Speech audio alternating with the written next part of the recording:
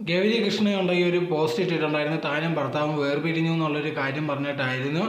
അതുണ്ടെങ്കിൽ ഒരുപാട് നാളത്തെ തീരുമാനമാണ്. ഒരുപാട് പേരുണ്ടെങ്കിൽ ഇതിനെതിരെ ഭയങ്കര മോശമുള്ള കാര്യങ്ങളൊക്കെ പറയുന്നുണ്ട്. ഞങ്ങളുടെ പ്രൈവസി മാനിക്കണമെന്നൊക്കെ പറഞ്ഞിട്ടായിരുന്നു ആ പോസ്റ്റ് ഇട്ടിരുന്നത്. ഇപ്പോൾ കുറച്ച് നാൾ മുമ്പ് ഉണ്ടെങ്കിൽ ഇതേ കണക്ക് ഒരുപാട് പേര് പറയുന്നുണ്ടായിരുന്നു ഇവർ വേർപിരിഞ്ഞു അല്ലെങ്കിൽ എന്തോ പ്രശ്നമുള്ളതെന്നുള്ള രീതിയിലൊക്കെ. പക്ഷേ ആ സമയത്തുണ്ടെങ്കിൽ അതൊന്നും കൺഫേം ആയിട്ടില്ലായിരുന്നു. അങ്ങനെ ഇരിക്കുന്ന സമയത്താണ് ഇങ്ങനത്തെ ഉള്ളൊരു പോസ്റ്റ് ഇട്ടിട്ടുണ്ടായിരുന്നത്. അതിന് മുമ്പ് കുറച്ച് നാൾ മുമ്പ് ഇതേ കണക്ക് വീഡിയോ പോലെ യൂട്യൂബിൽ ഗൗരി ഇട്ടിട്ടുണ്ടായിരുന്നു, താനുണ്ടെങ്കിൽ ഡിപ്രഷൻ കടന്നു വന്നു എന്നുള്ള രീതിയിലൊക്കെ. അന്നൊക്കെയാണ് ഈ സംഭവമൊക്കെ നടക്കുന്നത്.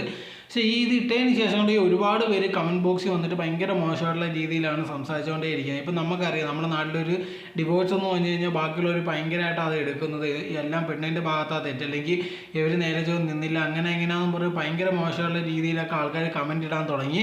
അത് മെയിനായിട്ട് കുറച്ച് പേര് ഇത് കണക്ക് ഉണ്ടെങ്കിൽ അന്ന് എൻഗേജ്മെൻറ്റിനൊക്കെ നിങ്ങൾ ഓരോരോ സ്വഭാവം കണ്ടപ്പോഴേ ഞാൻ വിചാരിച്ചത് ഇത് നിലനിന്ന് പോത്തില്ലെന്നുള്ള രീതിയിലൊക്കെ ഭയങ്കര മോശമായിട്ടുള്ള ആൾക്കാർ കമൻറ്റ്സ് ഇടാൻ തുടങ്ങിയിട്ടുണ്ടായിരുന്നു.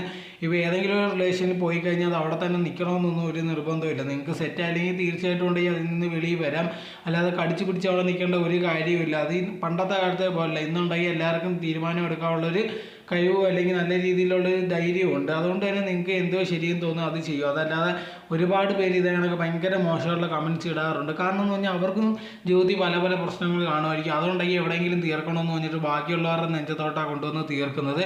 എന്തായാലും അവരിപ്പോൾ വേർപിരിഞ്ഞു എന്നുള്ളൊരു കാര്യമാണ് ഉറപ്പായിരിക്കുന്നത്.